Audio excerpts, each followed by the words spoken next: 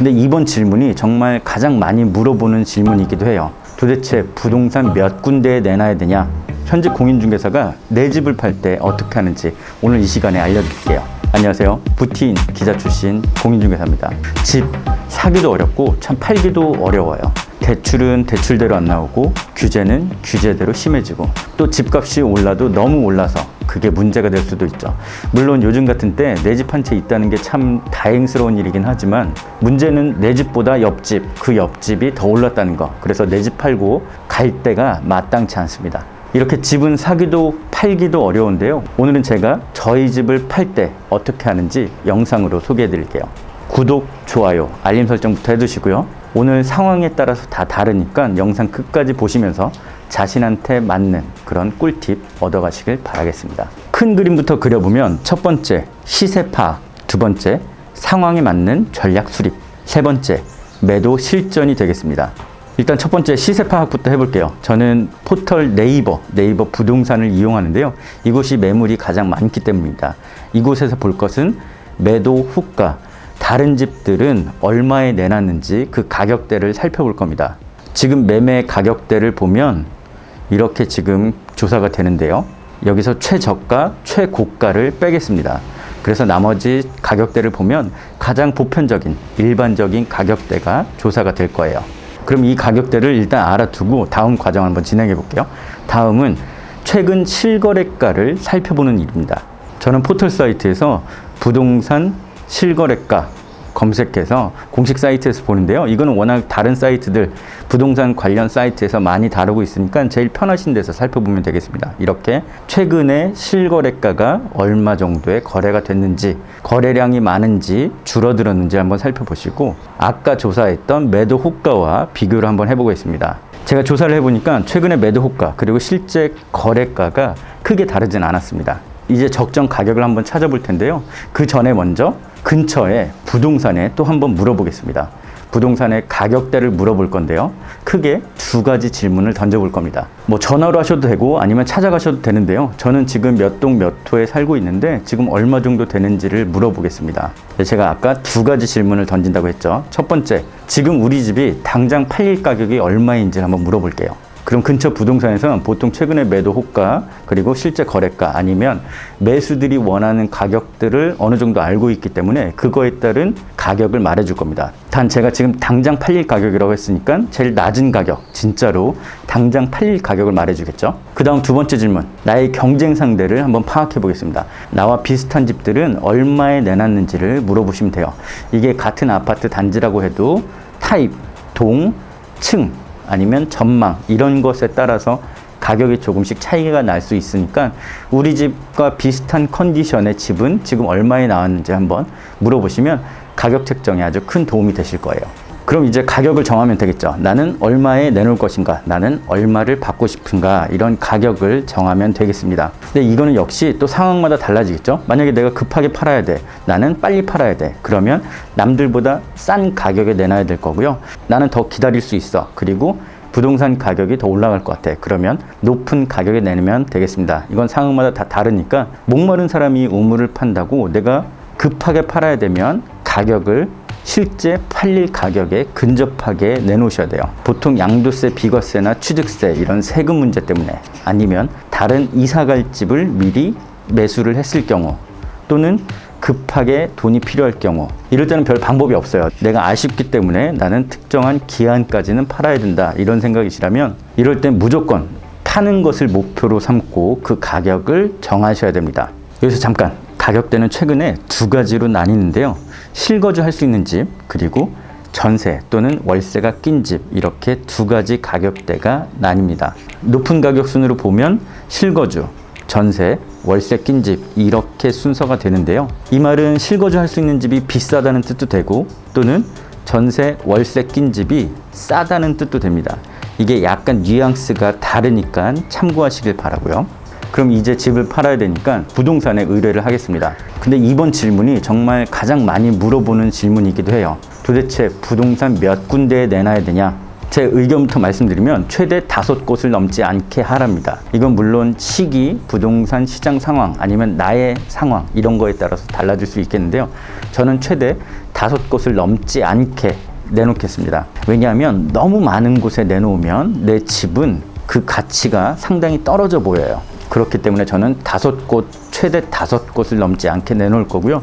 이번에 실제로 제가 내놓을 곳은 3곳 정도입니다. 왜냐하면 제가 살고 있는 아파트 단지 내에 있는 부동산 2곳, 물론 믿을 만한 곳 1~2곳 정도 선정해서 내놓으셔야겠죠. 그리고 그 옆 단지에 있는 부동산 1곳, 이렇게 해서 3군데만 내놓겠습니다. 내놓기 전에 당연히 내 마음속으로 어느 정도 가격이 책정됐을 겁니다. 그러면 여기서 또 2가지 갈래로 나뉘는데요. 첫 번째, 내가 받고 싶은 금액보다 약간 높여서 부르는 방법. 두 번째, 그냥 딱 잘라서 내가 받고 싶은 금액대로 말하는 방법. 보통 집을 살려는 분은 또 깎고 싶어하는 심리가 있기 때문에 저는 오늘 제가 받고 싶어하는 가격보다 500만 원 더 비싸게 내놓겠습니다. 예를 들어 6억 8천 정도면 좋겠다. 그러면 6억 8천 5백에 내놓을 거고요. 물론 이거는 제가 아까 앞서 조사했던 적정 데이터, 적정 가격 내에 그 범위로 설정을 해두고요. 최대 흥정을 하다가 조건이나 이런 것들이 맞는 분이 계시면 6억 7,500까지는 한번 생각을 해보겠습니다. 하지만 이 정확한 금액이나 이런 상황에 대해서는 부동산에 지금으로선 오픈하지 않을 거예요.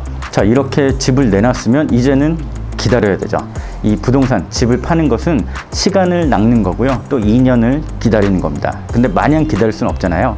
그래서 저는 1차 기한을 한 달로 잡았습니다. 한 2주에서 한 달 정도가 적당한데요. 2주에서 한 달 동안 부동산에서 아무런 연락이 없다. 집을 보러 오는 사람이 없다. 그러면 그거는 비싸게 내놨다는 뜻이에요. 그러니 2주에서 한 달까지는 한번 기다려보고 그 이후에 상황에 따라서 또 한번 전략을 달리 해보겠습니다. 한 달 동안 정말 아무런 연락이 없어서 저는 지금 가격을 조금 내릴 생각인데요. 이렇게 가격을 조정하기 전에 먼저 네이버 또 한번 살펴보겠습니다. 네이버, 처음에 제가 집을 내놓기 전에 조사했던 가격대와 지금의 가격대가 달라졌는지 한번 살펴볼게요. 처음과 지금이 변함없다. 그러면 가격을 낮출 거고요. 처음보다 지금 싼 집들이 많이 팔려 나왔다. 그러면 이 가격을 조금 더 유지해 보겠습니다. 반대로 처음보다 지금 더 싼 집들이 많이 나왔다. 그럼 가격을 더 낮춰야겠죠. 여기서 또 다른 팁. 내가 집을 빨리 팔고 싶다면 부동산에 내 비밀번호를 알려줄 생각도 한번 해보십시오. 정작 사겠다는 사람이 내 집을 구경하고 싶을 때 이래선 안 되고, 내가 없어서 안 되고, 이때는 누가 있어서 안 되고, 이러면 아마 점점 더 팔기가 힘들어질 겁니다. 그러니 믿을 만한 부동산이 있다면, 꼭 믿을 만한 부동산이 있다면, 그러니 내가 집이 비었을 때도 집을 보러 와라. 편하게 연락 달라. 내가 없으면 비밀번호라도 알려주겠다. 이런 식으로 좀 오픈마인드로 생각하시는 게 집을 더 빨리 팔기 위한 좋은 방법이 될 거예요. 집을 내놓고 사겠다는 사람이 왔을 때 보통 한 번에 성사되는 경우는 잘 없습니다. 제가 지금까지 따져보니까 보통 7번에서 9번 정도는 집을 보여줘야지 집이 팔리더라고요. 실제로 보여주는 기준으로 7번에서 9번 정도까지는 보여줘야지 집이 거래가 됐습니다. 그러니 이 방문 숫자 꼭 염두에 두시고 한 번에 팔리지 않는다는 거, 이것도 잘 생각해 두시길 바라겠습니다. 이렇게 몇 가지 단계를 거치니까 슬슬 입질이 오고 드디어 사겠다는 분이 나타났습니다. 지금까지 했던 시세, 그리고 전략 수립, 그리고 다시 가격 조정, 그리고 저는 부동산의 비밀번호를 알려줘서 편하게 볼 수 있게 했고요. 이렇게 사겠다는 분이 나타났을 때 저는 가급적이면 그분과 계약을 합니다. 너무 무리한 요구만 아니면 가급적이면 제 집을 팔겠습니다. 이게 임자가 있을 때 팔아야 돼요. 또 언제 나타날지 모르기 때문에. 여기서 또 하나 팁을 말씀드리면, 잔금일을 정확히 특정 짓는 것보단 앞뒤로 여유를 두는 게 좋습니다. 예를 들어 8월 31일 딱 하루만 가능, 이렇게 하는 것보단 8월 31일을 기준으로 삼되 앞뒤로 일주일씩은 서로 움직일 수 있게 하자. 이런 식으로 열어두는 게 좋아요. 왜냐하면 내가 이사갈 집의 날짜가 안 맞을 수가 있기 때문에 이렇게 기간적인 여유를 두는 게 좋습니다. 그리고 돈과 관련해서 중요한 말씀을 드리면, 모든 굵직한 조율은 계약금 일부, 돈 받기 전에 말씀을 다 끝내 놓으셔야 돼요. 금액, 기한, 특별한 조건 등 이런 것들은 내가 계좌를 알려주기 전에 조율을 끝내고 그 다음에 돈을 받으셔야 됩니다. 일단 돈을 받고 나면 그 뒤에 갑자기 뭔가 나타나는 그런 돌발 상황들은 조율하기 어려운 경우가 많습니다. 그러니 돈 받기 전에 모든 굵직한 이슈들은 다 해결하고 가시는 게 좋아요. 이제 제 집을 팔았으니까 이사를 가야겠죠.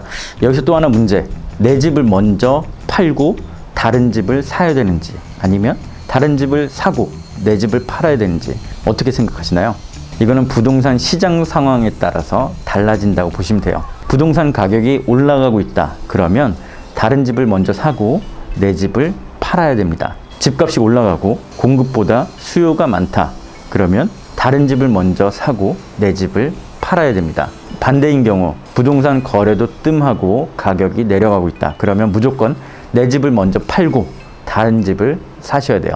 이렇게 부동산 분위기에 따라서 내 집 파는 거와 다른 집 사는 거 순서가 바뀔 수 있다는 점 꼭 염두해 주시길 바라겠습니다. 이렇게 오늘은 현직 공인중개사가 자기 집을 팔 때 어떻게 하는지 알려드렸습니다. 마지막으로 가장 정답이 되는 말씀을 해드릴게요. 내 집을 잘 팔려면 다른 거 없어요. 그냥 가격이 깡패입니다. 내가 내 옆집보다 1,000만 원, 500만 원 싸게 내놨다. 그러면 무조건 내 옆집보다 빨리 팔려요. 그래서 가격이 깡패라는 말씀 드릴게요. 내가 집을 급하게 팔아야 되는데 나는 남들보다 더 많이, 더 비싸게 팔고 싶어. 그러면 이거는 거래가 성사되지 않을 확률이 상당히 높습니다. 그러니까 가격이 깡패라는 거 제가 마지막으로 강조해 드릴게요. 지금까지 부티인 기자 출신 공인중개사입니다.